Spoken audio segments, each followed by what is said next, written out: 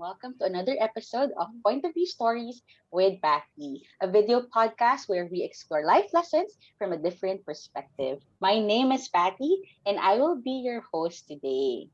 If you haven't, and if you're new to this channel, please subscribe and click the notification bell to be notified for new uploaded videos every time. So back for the second episode.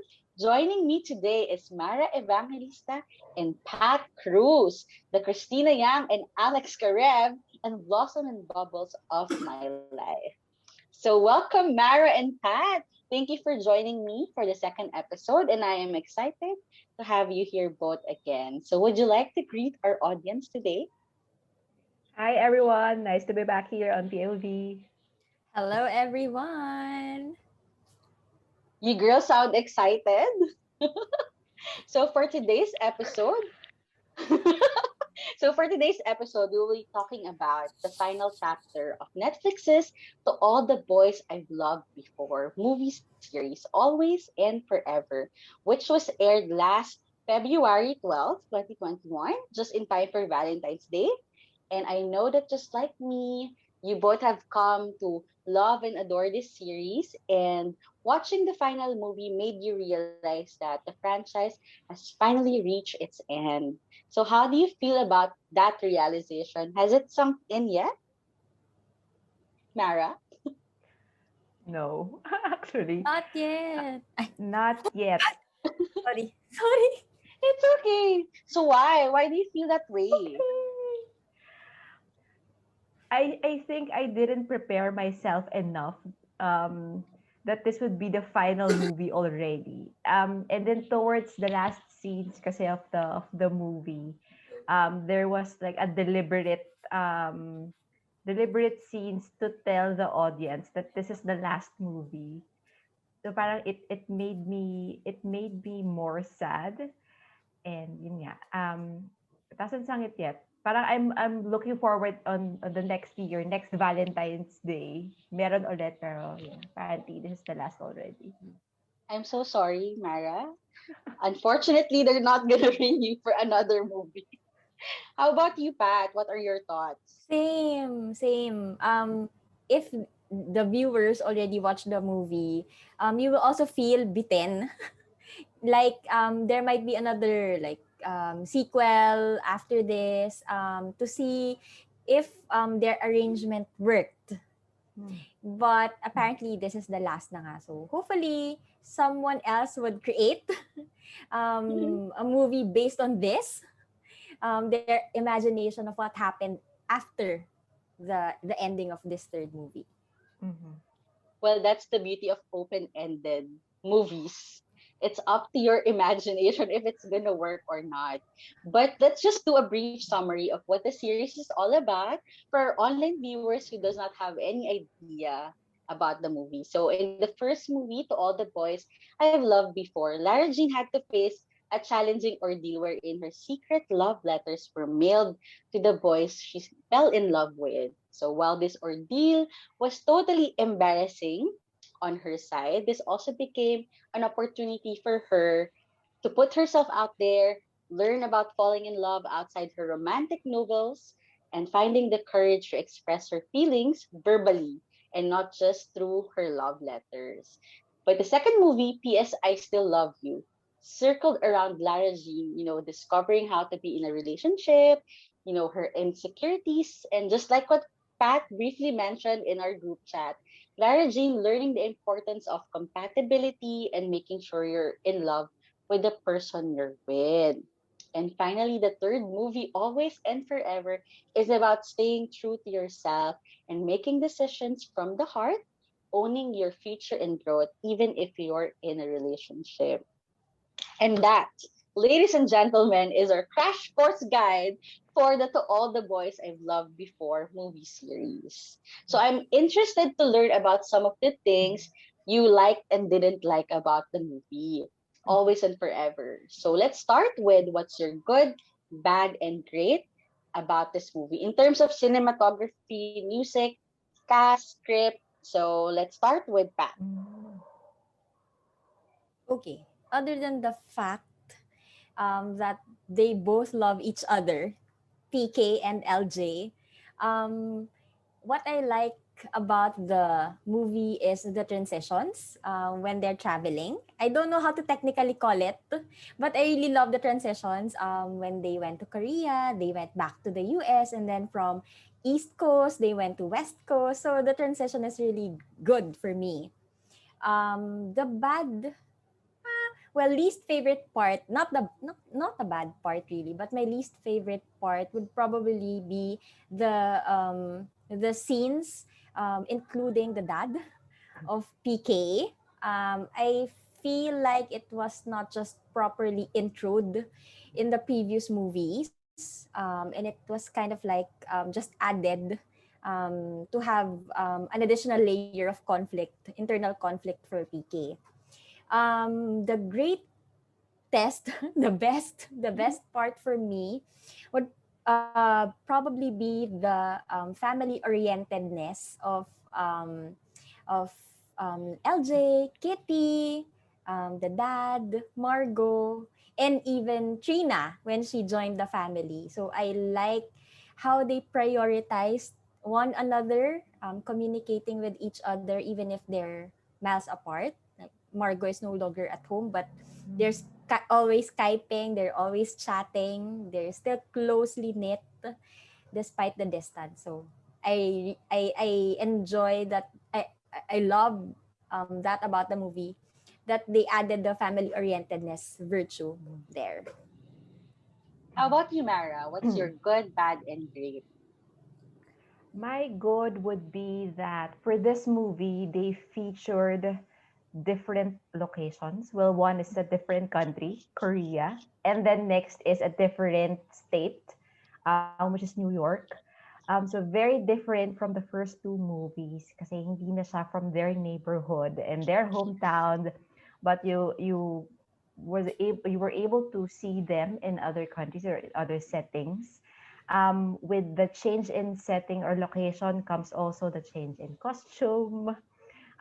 Medyo may change in personality because when you if you notice the Kobe family in Korea, very ano sila, very fun. Um, they were really enjoying themselves. So sort of you uprooted them from their hometown. So makikita mo kung gaano sila ka light and adventurous in a sense. Great would be, I'll go to the great first. Great would be the soundtrack. I really love the soundtrack. I actually already To saved it in agree. my playlist in Spotify. Whew, Because yeah. a lot of the songs were indie. I'm into the indie genre kasi. A part of that, okay, I wouldn't miss a chance to mention, of course, PK and LJ's song. Okay, you should watch the movie and listen to it. Very there are two versions actually. Sample. Sample. Kidding. Woo! There are actually two versions of the song in the playlist in Spotify, so you better wanna check it out. Um, for the bad part, I would have to agree with Pat. When it comes to the scenes or the introduction of the dad into the story. But to add on to that, since Pat already mentioned it, and this part, I might have to contradict myself. It's actually the Korea trip, okay? On the contrary, okay, it's good that they featured a different country, but at the same time, when I look back in the storyline, I somehow missed the part or the point why they have to feature Korea or what was the trip for. I haven't really discussed this with anyone, so if you have thoughts on this as well, let me know. Because it didn't quite connect with me in terms of the theme and yeah, yung storyline nga.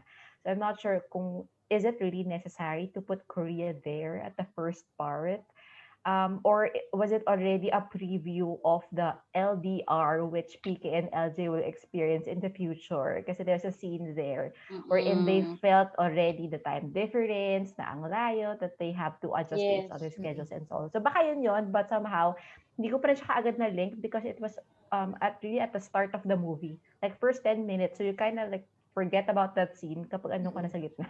Mm-mm. I guess it's also because their mom is Korean. So baka they Mm, wanted mm, to, look back at the heritage yeah, and okay. with their mom through going there. Not sure. How about you, Pat? Of not Same. be. Yeah. Same. And they actually tried recreating some of the photos. They went to the places where their mom went together with their dad. I think they're just trying to experience what their mom experienced before. But I agree with Mara. It's something that you can take out from the movie and not feel any difference. Agree. Would you like to add anything? Any Yes. more, Mara? Now thinking Go about it, ahead. di ba, I mentioned nga, di ba, that I haven't discussed this with anyone. Um, Mm-mm.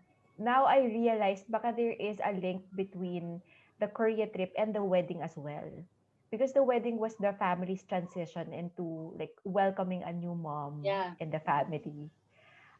Baka yun because it's somehow looking at the past and then looking now at, and accepting the future. Mm. But again, somehow parang nawawala Mm-mm. nga yung linkage. I mean, the Korea trip wasn't really mentioned Mm-mm. during the part na nagwe-wedding preps na sila. But Mm-mm. now, yeah, thinking about it, maybe, okay, yun nga yung nakahelp into making the audience understand yung transition ng family. Okay, I like your ideas. Sa akin, my good would be I like that yung mga cast mas may depth na yung story, mas na-introduce sila, mas dumami yung story, hindi lang naka-center kay Peter and Mm-mm. kay Lara. That's really my Mm. good. Yeah. My bad, well, I knew for a fact na medyo bad talaga yung kay pagpasok ng tatay ni Peter. But my bad would be, nabitin ako sa New York trip. I just wanted more of Mm. of them having Mm-mm. time, because the thing is the book hit all the points, all my favorite places in one movie, like South Korea, New York, California, and mismo Oregon. So those are my favorite places. And nabitin lang ako because I was really looking forward to, seeing New York both in Peter and Lara Jean's eyes Mm-mm. together. Mhm. So that's my bad. My great would be um the way Peter asked Lara Jean, just that scene na, are you okay, when she didn't got accepted to To the Stanford. school, yeah. That was the great thing about it, because thinking about it, kasi si Peter Kavinsky is a jock. So, Mm-mm. and a teenager, and it wouldn't cross a teenager's mind sometimes, to ask Mm. if To your think about. if your partner is okay. So I think that's a good representation of Yep. how teenagers are now evolving when it comes to Okay. relationships. So Or that's my great. someone changing because Yeah. that person is already the right one for them, changing for that person. Yeah, which is, I know you'll get there later, pero that's really my great. I loved how Peter reacted just with that scene. So I don't think that the movie is better than the book, but it was executed in a way na I couldn't have imagined it executed in other ways. So that's my good, bad, and great. So let's go to the first portion of our discussion. So we all know that life doesn't really go according to our plan all the time, and I'm sure that both of you have a fair amount of experience with this. So in the beginning of the movie, Lara Jean have already set her eyes on the perfect American dream, the perfect husband, the perfect wedding, the perfect family life, even the perfect Mhm. career. So when she got rejected in Stanford, where Peter will also be attending college, it became an eye opener for Lara Jean, because finally she's getting a chance to look at a different angle of her life outside her relationship with Peter. So discovering what she truly wants, making decisions for herself and for her future and for her growth. I think for me that significant part of the movie is so powerful, especially for us women, and especially for individuals who are also trying to look into a different angle in life outside the relationship bubble. So I'd like to know, what are your thoughts about this? Would you like to go ahead, Mara? think what happened there, when Lara Jean fell in love with New York, was a moment that was liberating for her. It was an eye opener at the same time, a liberating experience. But at the same time, I think it saddened her as well, and it scared her because, like you mentioned, nga, she already had things set out for her in her mind, and she was really looking into, or looking forward to a very ideal life. Okay, um, at a young age, she already pictured um, college, and then after college, then marriage, then buying a house. It's very normal, by the way, at any age to really picture an ideal future for you, no matter, actually, regardless of your age. It's very normal. But I think for her age and for her personality as well, I see Lara Jean kasi as very, how do you call it? Um, she's not so spontaneous. She likes planning. She's a bit of a Exactly. low she has a low risk appetite, okay. I should call For it. adventures. For adventures and Yes. making rash decisions. Yon. Low Okay, so ha? low risk appetite. Low risk Loris. appetite because she likes planning, and she doesn't rush into things. But I think the moment that she realized that she wanted something else for herself, um, again, I think it scared her. But for me, it's the right thing to do, because the moment that you see something else for yourself, and the moment you start to doubt already your plans, that means you should already start doing something else. Because if you're really sure of what you want to do, and if you really put your mind into it, no idea, no thought, no experience, or no activity could ever change your mind. But yung moment na yon that she had, second thoughts about it, that means she should go for it. Um, and I think the reason why she was scared, because of course she's not the only one who will be affected by her decision, if ever nga, that she will change her route, but also her partners, if Mm-mm. matter. And for me, that's really haven't experienced that, but hypothetically, should it happen, I think that would be a challenge. I'm not sure with others, but probably, I hear stories like that na nagiging challenge siya for other people, Mm-mm. because it's a matter of choosing, okay, to put it simply, love, career, or between love and yourself. um, but I'd like to recall what Lara Jean's father said, that you cannot save this relationship without growing. So I Dad of the think year. that's, Mm-hmm. yes, Mm-hmm. that of the year. I think that's very important to always keep in mind, that while we're going for ideal, perfect, according to timeline, we should consider other factors as well. We should consider growth, our growth, and the growth of the relationship. And with growth comes a bit change of course of action, a bit of inconveniences, and I guess change is really part of that growth. And if you want things to work or relationship to work, change has to happen. And most of the time, when change can bring discomfort and all, but no, it I guess it will be worthwhile if we always go for that. Mm-mm.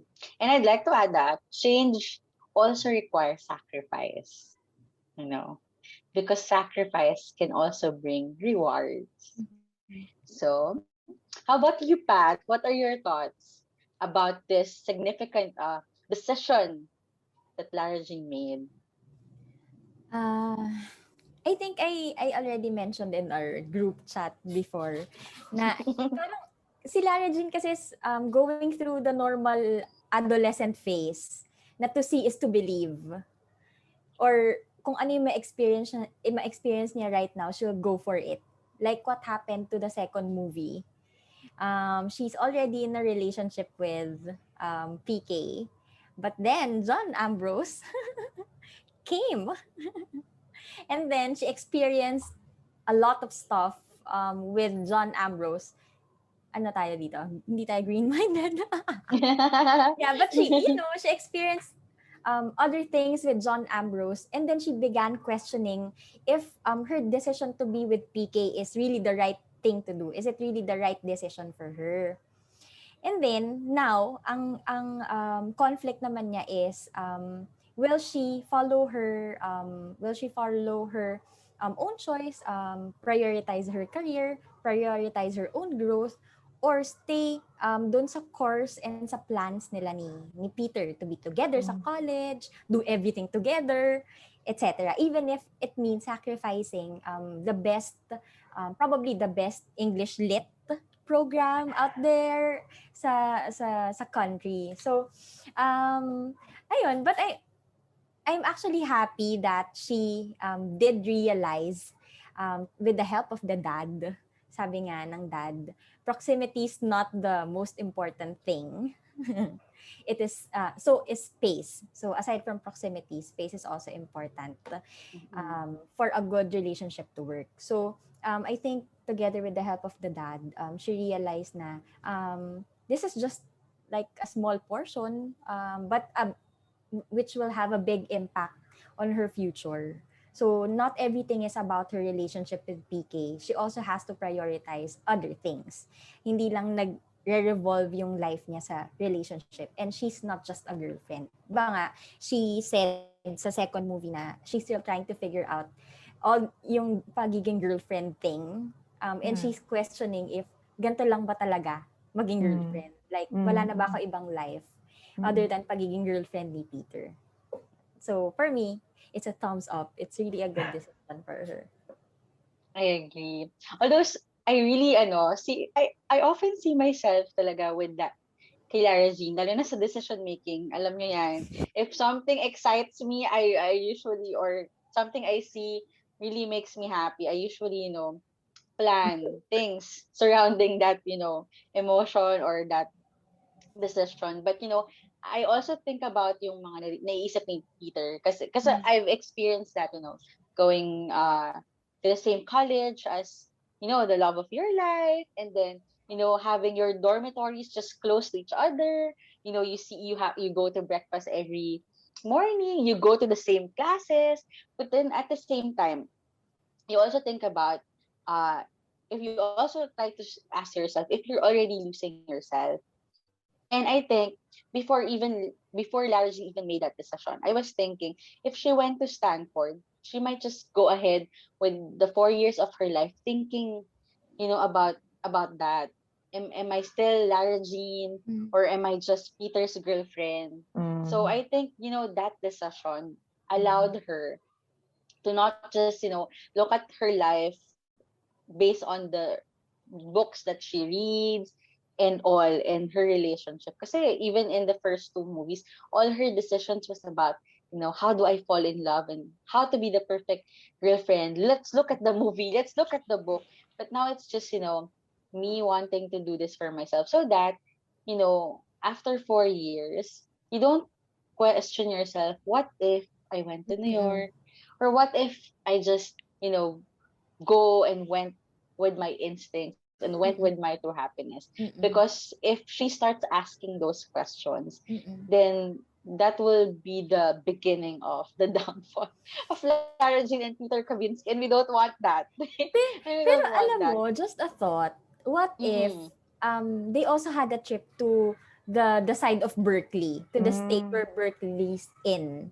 Probably she also have fell in love with the place, with the university, because she can already experience how to live there. Yes. The culture, the food, Yes. etc. And she can weigh her options. But She the thing didn't, is, New York yeah. lang. Yeah. Actually, me as a viewer, because I didn't read the books, I'm not sure if it was there.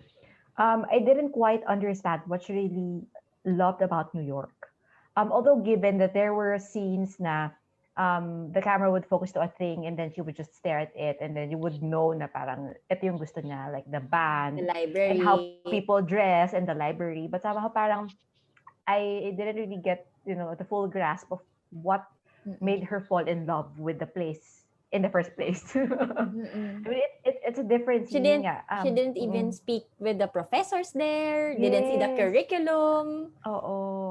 But she fell in love But she fell in love. with Plus, a I guess it's a factor na Jen is also going there somehow. I'm not sure if factor yon. All of a sudden, parang she wants to be with Yeah. Jen. BFF. BFFs ulit sila Be all BFF over Oo, again. again. it's the Jung all over again. Yeah, So siguro maybe. I guess the feelings that Mm, it's like love at first sight.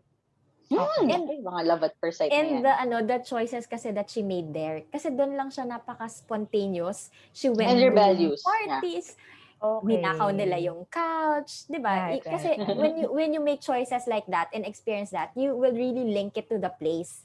It's Mm, going to be very Mm-mm. special to you. Although right. he's always highlighting kasi na the English lit program here is very good. The university is so nice, the city is so nice. 'Di ba? Pero parang wala talagang nag-confirm kung saan niya binase yung decision. I agree with Mara. Okay, so now that Lara Jean has finally, figured out what she wants, she now has to face the reality of telling Peter Kavinsky all of this. But, let's face it, the truth is, falling in love is so beautiful. But the tricky part is staying in love and making things work. It can be tough, as we've all have experienced in this life. Oh. And in a hypothetical life, making things work is really tough and can be rocky. So Peter was still in that mindset. He was really looking forward to the perfect American dream, but Lara Jean kasi isn't on that same page anymore. And that's a challenge because Mm. they both are still in love, but they have to figure it out and work through that challenge together. So what are your thoughts on the way they both handled this big challenge, or this big uh decision that they have to make, in terms of the way they reacted and all. Mm-hmm. Let's go with Pat.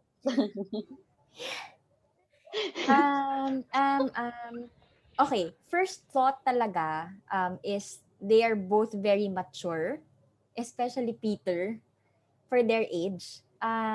Kasi I know the feeling of, setting your mind and, setting your goal tapos being on the same page. However, hindi na siya matutuloy because of external factors. So you go to plan B. And then yung plan B na akala mo mag-work, biglang may mag-change ng mind. 'Di ba? So, kung ako yon personally, baka tinake ko na talaga siya very emotionally. Yes. Pero I salute Peter. Kasi yung mga first few reactions nila, mga first few scenes, parang they're just trying to accept the fact. And then finally, when it sank in, doon na sila nagka-conflict. But in the end, sorry, ang favorite part ko kasi talaga dun sa conflict nila is the resolution. I really loved how they do it. And the lines, yung mga lines sa scenes na yun, when they realize na what's 4 years if you're going to be together naman for the rest of your life. Yeah. Diba? Yun. So, yung mga scenes doon and yung mga lines doon, I really love. So, I love their maturity. I love the way Peter handled it. He didn't just think about himself. He's always there for LJ and very supportive of LJ. So, How about you, Mara? What are your thoughts about it? I think the decision to go to New York surprised both of them. I don't think they're all too sure of their decisions and how to react to each other. But you could see there from the first movie naman how they are always polite, considerate, and respectful of each other, each other's words, and how they respond, how they try to be cautious with everything that they say to each other. Pero Yes. in the middle of it, of the conflict, you would see na wala talagang bumigay din kumbaga, that you would see na hindi talaga lalabas nila na. kaya yung nangyayari. And that's the Lalabas din at lalabas.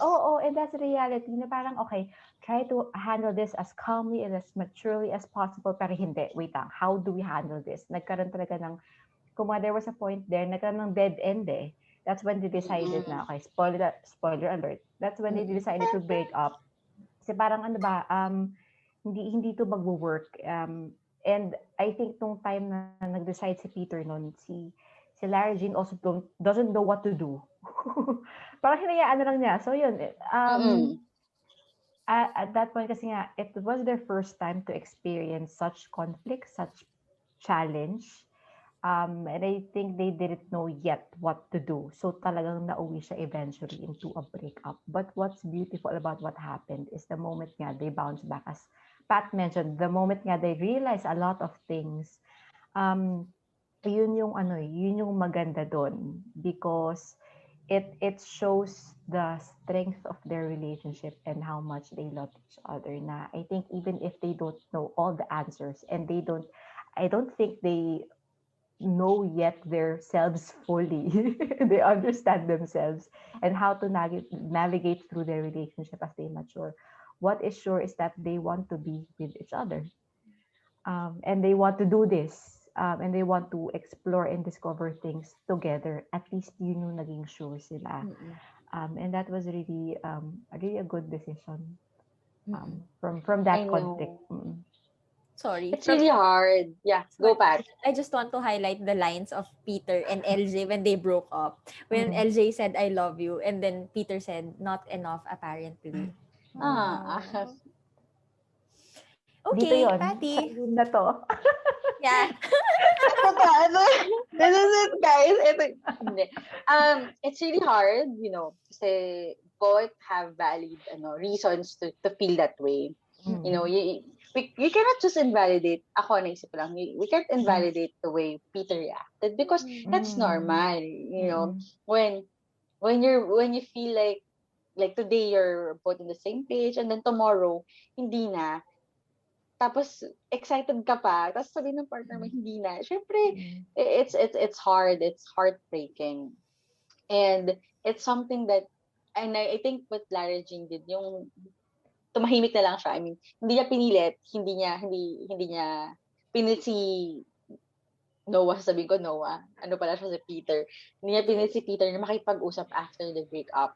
Spoiler alert, it's not as if it's their first breakup, but the beautiful thing about this is hinayaan niya si Peter to figure it out. Sobrang ganda nung maturity ng relationship nila. And I think for individuals who are still looking for their partners, it's important that you look for a partner who will agree or who wants to grow with you even if you're not together. Kasi importante, maganda kasi yung sinabi ni Peter dun sa resolution na I don't want to be that guy that comes between you. Hindi ko, it's not the exact sentence. But I think it's I don't want to be that guy who comes between you and your dreams, something like that. That's the comfort Peter gave before Lara Jean went and flew 3,000 miles. So the maturity that they showed, it doesn't happen in that short time in real life, but it can happen with understanding and all. And that, ladies and gentlemen, is how you love all the boys. And I'm not sure if napansin nyo din to. Lara Jean did this in the second movie also. Kasi 'di ba parang may tampuhan sila at that time. Kapag they're not okay or hindi sila together, she still wears the necklace. I didn't notice that. Ay, oo. For your Tapos she always plays with it. Oo nga, no. That's a good observation. It means that, she's still hoping for the best. But, let's now go to our favorite portion of today's podcast. I'd like to know your favorite scene in the movie. So, let's start with Mara. Nakinikinig ba dyan? Oo. I always go back to this scene. Since I would go to my Netflix account and just skip to this. it's the scene in the wedding tent, where the new contract was read. What I Ah. liked about it was, well, first, the manner of how it was told. The lines of Peter were said via voiceover. So medyo iba siya. It's not the cheesy dramatic way na harap-harapan na um face to face sasabihin ni Peter lahat ng feelings niya. But it was a good storytelling because it was a voiceover over flashback scenes from, I'm not sure if from ano pa, from the first movie pa to the second. So parang it brought you to an emotional journey na habang naririnig mo si Peter and all his realizations. And may build up kasi, may build up yung words ni Peter up to his last lines of what he wants for them and what his decision is for the both of them. Doon mo din makikita yung build up ng relationship nila and what they actually went through. So ang ganda niya kasi parang kasama ka nila, or kumbaga parang kasama mo si Lara while reading that. And it was very, ano ba lang, parang very calm din. Kasi the background of the setting was, di ba, parang market lights, and then evening siya. And then there was no other music or background music. Then comes Peter, na in his very coy manner, di ba, ang favorite niya sabihin, hi. Lagi silang ganon. Kasi na, parang it was very sweet and simple na they just made this big decision, and yet if you look at them, they're still the same Lara and Peter, who's very sweet, and very innocent and very young. Kasi parang sa smile ni Larry Jean, parang pa-cutesy, her dimples are showing and all, na parang kung iisipin mo, okay, nag-decide na kaya silang maging together again and to brave all of these, pero makikita mo sila pa rin yung same people. So gusto ko siya. I might have downplayed the script, pero sobrang ganda ng lines na-mention na ni Pat kanina, some of it. Pero it was a good parang declaration, kumbaga, of Peter's love for Lara. And how he sees, parang doon makikita mo bigla ganito pala makita ni Peter yung relationship nila. And ito pala yung gusto niya mangyari. So yun, sobrang gandang scene. Tearjerker. Alert. Oh my goodness. Ito na. This is your moment, Pat. What's your favorite scene? Sorry, parehas kami talaga ni Mara. Don't worry, I'm also close. Although close second yung flashback. Yung mga scenes after. Yung during the, parang credit scene. Credit scene. Although hindi na siya part ng movie, but still, it's there. So, okay. What I like about that is, it's very nostalgic. They did it with a contract where it all began. So that's the beginning. And that is what they're doing now that we are in the end.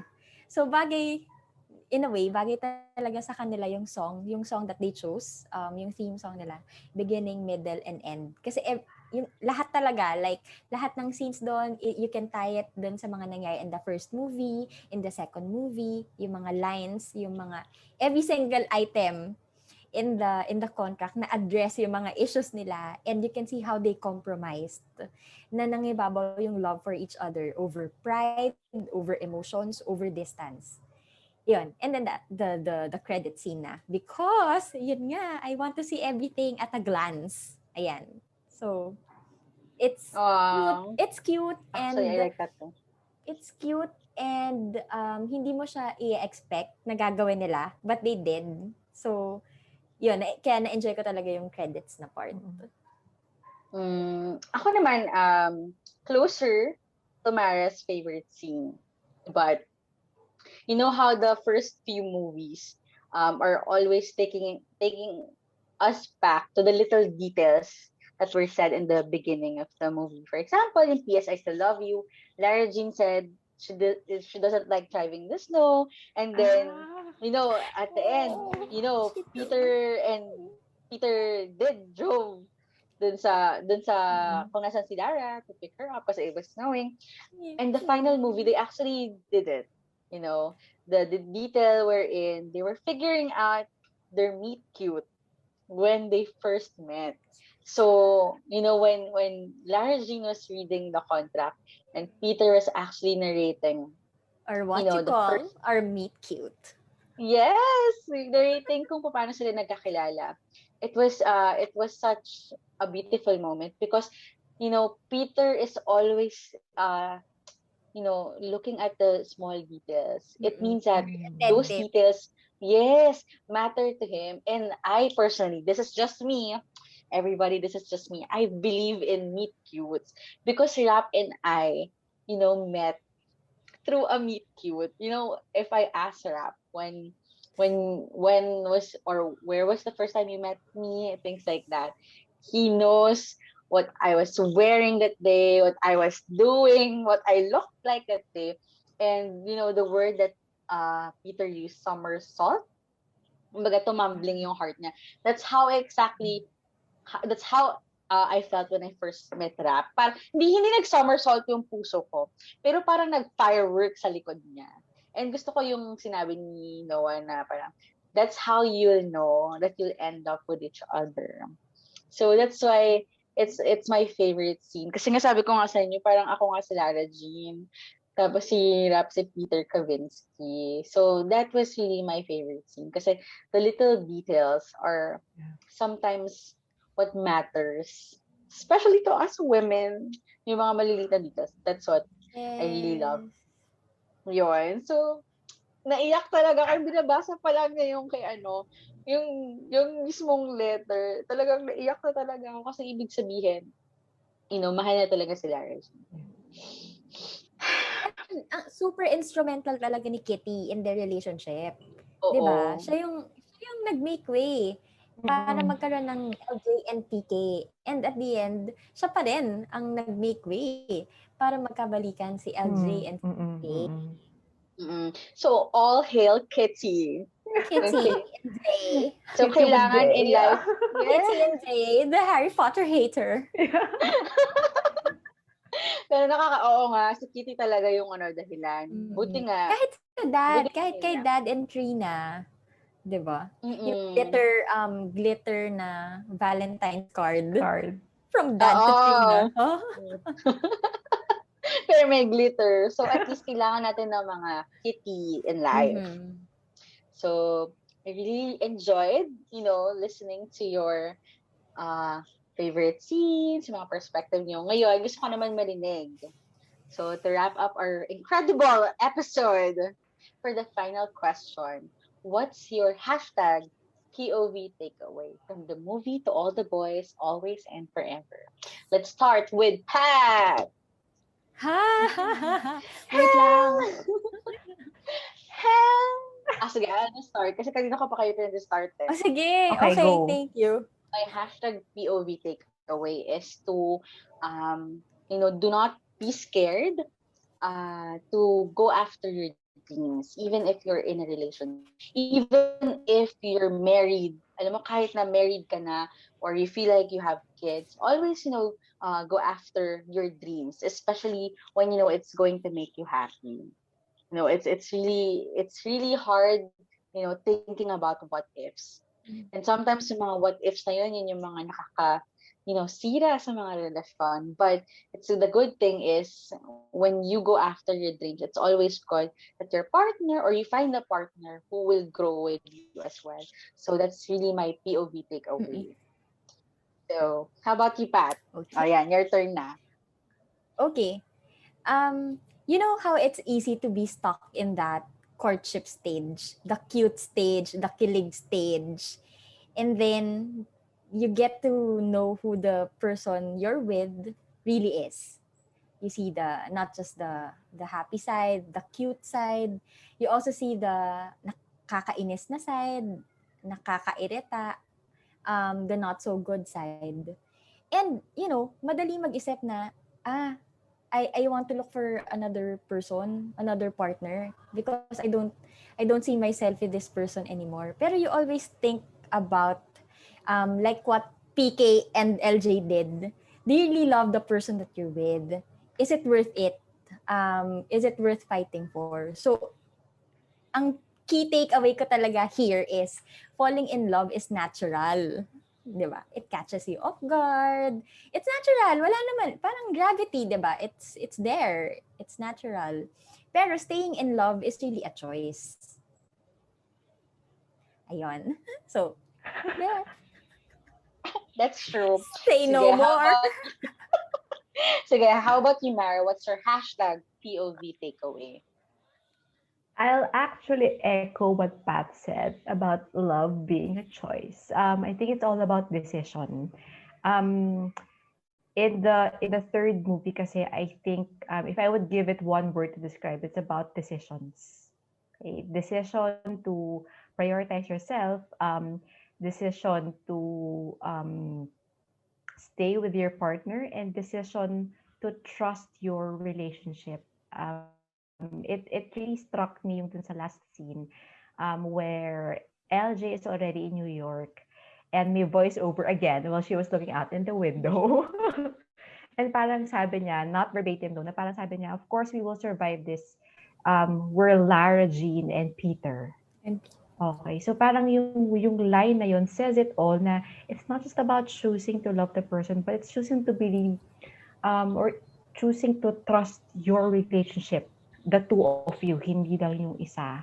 Choosing to believe na we can get through this. Pag minsan nasa mindset din yun, di ba? Like if you want to make this work, then you have to make it work, and you decide to make it work. It's no longer yung parang na-mention nga ni Pat, na falling in love, it's natural. It's no longer that eh. Tapos na kasi kayo sa stage na yun eh. But now it's a matter of believing na kaya nyo because of everything that you went through and everything that you want to go through in the future. Yun din eh. Past, present, and future siya eh. Parang yung song.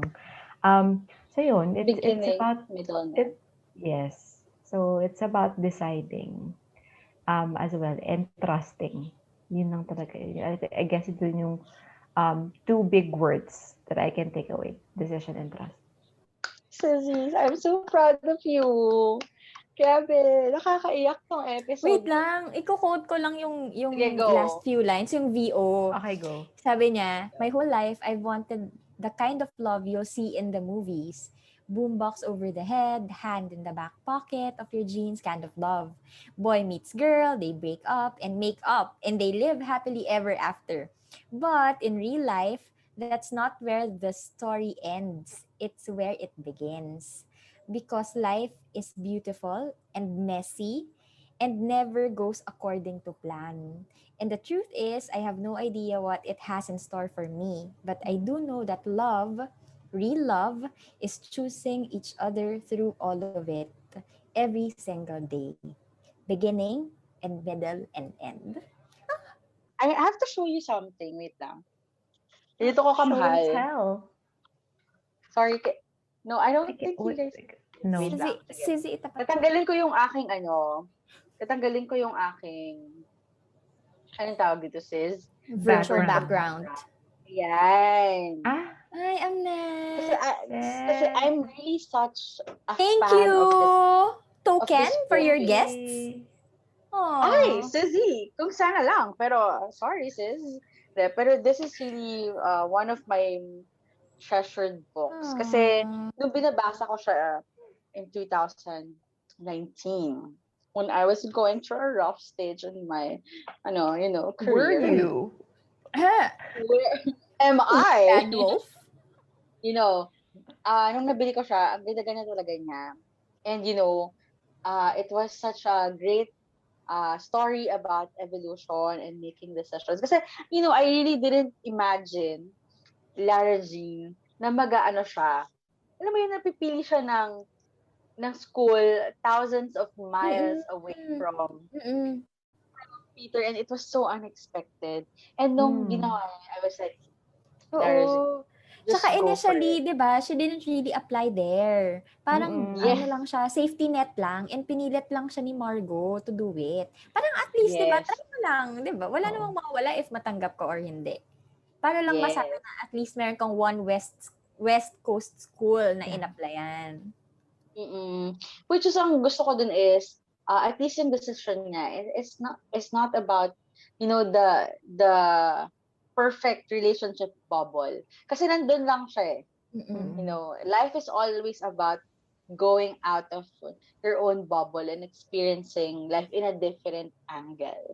So that's really something that I am like encouraging the movies. So thank you so much, Sizzy's, for sharing your, point of view with us. With the 20 million subscribers for the VP Stories with Wow! Patty. So thank you so much, Sizzy's, for joining me today and for sharing your learnings with us. So to our online viewers, yeah, I hope that you find this episode inspiring and fun. And if you like it so much, please don't forget to give it a thumbs up, like this video, and thanks for watching, and we'll see you guys soon. Bye. Bye.